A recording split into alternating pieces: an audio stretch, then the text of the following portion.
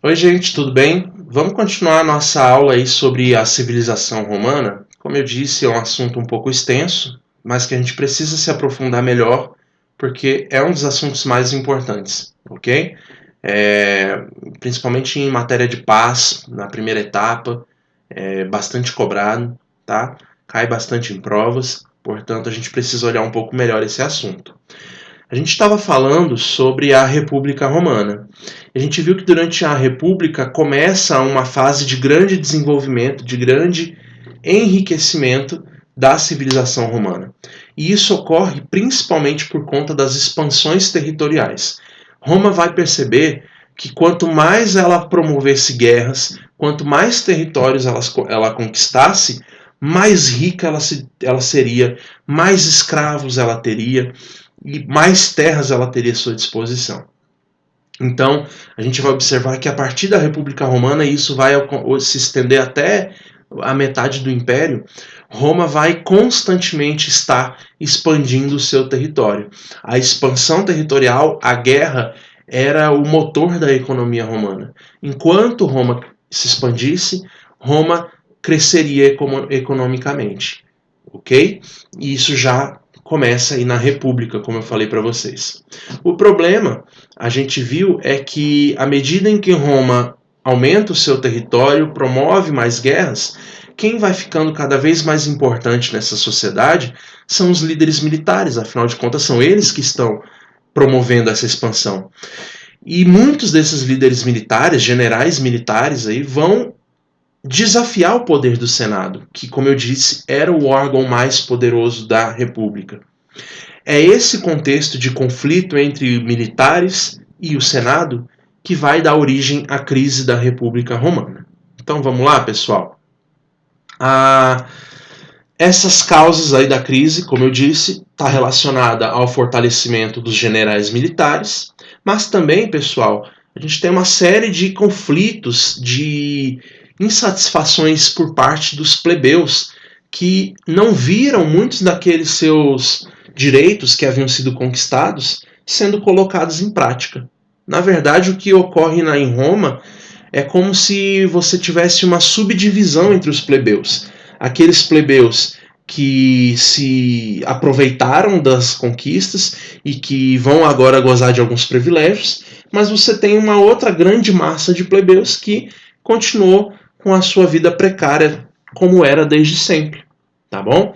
Além disso, é um momento em que ocorrem várias revoltas de escravos muito relevantes. Os escravos vão se rebelar por várias vezes ao longo da história romana e vão dar muita dor de cabeça para que os romanos suprimissem essas revoltas. Uma das mais famosas revoltas de escravos, pessoal, é a revolta de Espartaco, que é uma revolta de gladiadores, né? Os gladiadores que lutavam nas arenas e tudo mais, eles eram escravos, né, pessoal? E você vai ter um desses gladiadores que lidera essa revolta, um cara chamado Espartaco, né, que vai dar uma grande dor de cabeça aí para os romanos poderem acabar com a revolta, tá bom?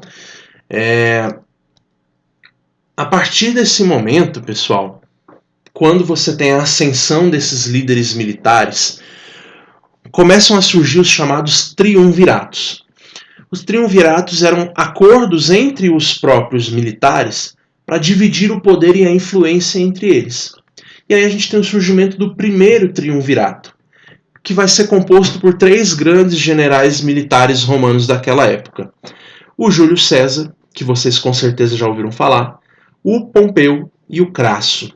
Esses três, pessoal, eles vão, como eu disse, fazer um acordo entre eles. Vão falar, olha, nós temos aqui o controle das tropas, nós temos a lealdade dos nossos soldados, portanto, nós temos mais poder do que o próprio Senado. Porém, se a gente entrar em conflito entre nós, a gente vai acabar se destruindo um ao outro. Então, para não haver esse conflito, a gente vai dividir as nossas áreas de influência. Então, Júlio César fica responsável por controlar uma área X da República Romana, o Pompeu controla outra área, o Crasso outra área, e assim vai. Ok? Esse acordo ele durou até algum momento, Mas a partir do momento que você tem a morte do Crasso, o acordo entra em desequilíbrio, né? O Júlio César e o Pompeu agora passam a disputar entre eles as áreas de influência que o Crasso havia deixado.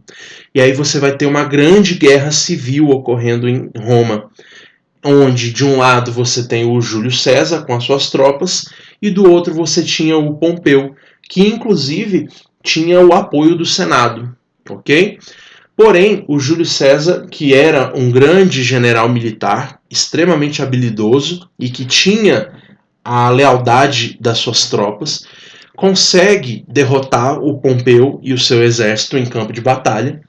Pompeu posteriormente acaba sendo assassinado numa conspiração e Júlio César agora tem o controle absoluto das tropas em Roma. Com isso, pessoal, ele marcha sobre a cidade de Roma e vai destituir o Senado. Na verdade, ele vai submeter o Senado à sua vontade, né? Agora que ele tem o controle absoluto das tropas. Com isso, ele obriga o Senado a conceder a ele o título de ditador perpétuo. Lembra que eu falei para vocês sobre a questão dos ditadores? Eles tinham, a princípio, um poder temporário, era de apenas 6 meses, né? Tinham todos os poderes nas mãos, mas era um poder de período curto. Agora o César, que tem esse poder militar nas mãos, ele também obriga o Senado a concedê-lo o título de ditador, mas não qualquer ditador, um ditador perpétuo. E assim ele vai governar Roma por vários anos, ok? A questão é que, como a gente viu, o César, pessoal, desafiou o Senado. E o Senado não estava nem um pouco feliz com aquela situação. O Senado via ali a sua influência, o seu prestígio, sendo diminuído com César acima deles, né? Com isso, a gente vai ter aí um famoso episódio onde Júlio César vai ser assassinado por esses senadores em uma grande conspiração, onde ele vai ser esfaqueado, né, por vários senadores. Dentro do próprio Senado, entre os senadores você tinha o próprio afilhado do Júlio César, que era o Brutus, né? Enfim, Júlio César se vê então traído. Porém, quando Júlio César é morto, pessoal, surge um novo triunvirato, porque era assim que funcionava. Os militares, como eu disse, eles tinham uma grande influência, né, um grande prestígio, e a partir do momento em que você tem o assassinato de Júlio César, vão surgir vários outros generais militares que inclusive se colocam como seus sucessores. Então, após a morte de Júlio César, você já tem imediatamente aí a criação de um segundo triunvirato. Esse segundo triunvirato era formado por Otávio, filho de Júlio César, ok? Filho de criação, digamos assim, né? Não era um filho legítimo, biológico, tá? Você tinha o Marco Antônio, que era o braço direito de Júlio César, que vai, portanto, se colocar também como sucessor de Júlio César, e você tem o Lépido, tá? O Lépido era, sem dúvida, o mais fraco entre os três, porque ele não tinha essa legitimidade como os outros dois tinham, né? Portanto, ele rapidamente vai ser afastado, só que adivinha só o que vai acontecer.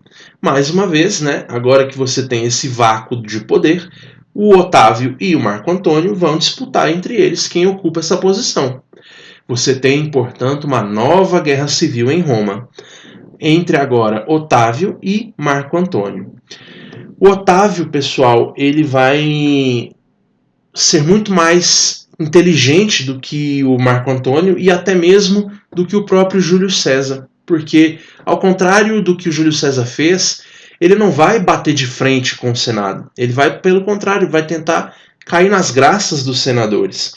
Além disso, ele promove uma propaganda de difamação muito grande contra o Marco Antônio, porque o Marco Antônio ele vai se refugiar no Egito. Lá no Egito, ele conhece a Cleópatra, a famosa Cleópatra, onde ele vai ficar perdidamente apaixonado por ela. Eles eram amantes, né? E o Marco Antônio acaba fixando raízes no Egito, né? E o Otávio vai, com isso, se aproveitar e mostrar para o Senado, para o povo romano, mostrar, né, como que supostamente o Marco Antônio ele era um traidor de Roma, em que ele era mais interessado nas causas dos egípcios do que dos próprios romanos. E com isso, o Otávio então começa a ganhar o apoio popular, começa a ganhar o apoio do Senado, e com o apoio das tropas que ele tinha, ele consegue vencer Marco Antônio.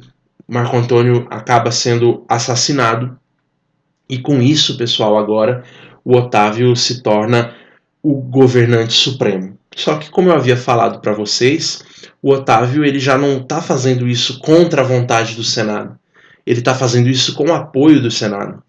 Os senadores, então, agora vão, com muito prazer, conceder ao Otávio uma série de títulos que vão torná-lo cada vez mais poderoso.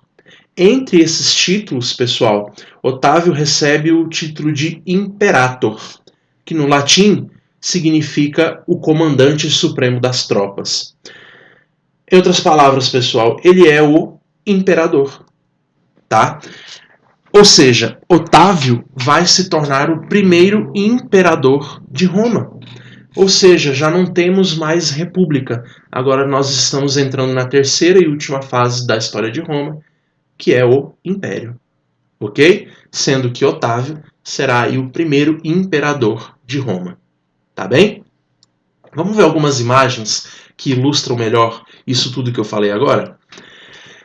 Esse é o primeiro triunvirato, pessoal. Né? À esquerda você tem o Júlio César, ao centro o Crasso e à direita o Pompeu. Tá bem? Como eu disse, o Crasso vai ser morto, ele é morto em uma batalha, tá? Em uma das guerras que ele vinha travando na sua região. Com isso, Pompeu e Júlio César disputam o poder. Júlio César vence e governa Roma como ditador perpétuo. O Júlio César, pessoal, ele vai ficar responsável pela conquista da Gália. Como eu havia falado para vocês, a Gália corresponde hoje mais ou menos ao que é a França, tá? E o Júlio César ele vai fazer isso com muita maestria. Como eu disse, o Júlio César era um grande general militar, conhecia muito bem de estratégia militar. E os gauleses, que eram aqueles que viviam na Gália, vão ser considerados um dos principais rivais, um dos principais inimigos de Roma. Eram considerados durante muito tempo como imbatíveis, porque eram muito fortes, violentos e bárbaros, selvagens, né? Só que o Júlio César quebra esse mito, né? Ele pela primeira vez mostra que era possível dominar os gauleses, né? E essa pintura belíssima retrata exatamente isso. Você tem aí a rendição do líder dos gauleses, um cara chamado Vercingetorix, diante de Júlio César, né? Você pode ver aí o Vercingetorix largando no chão as suas armas diante de Júlio César sentado no trono com toda a pompa, né? E todo o poder, ok? Porém, a gente viu aí que o Júlio César, ele, após governar Roma como ditador perpétuo, ele sofre a conspiração dos senadores, onde ele vai ser assassinado com várias apunhaladas, né? Ele vai se ver traído, inclusive, pelo seu próprio filho adotivo, que era o Brutus, né? Inclusive tem uma frase famosa, eternizada pelo William Shakespeare nas suas peças de teatro, que é o "Até tu, Brutus", né? Teria sido a frase que Júlio César proferiu no momento de sua morte, quando ele vê o seu filho o traindo, né?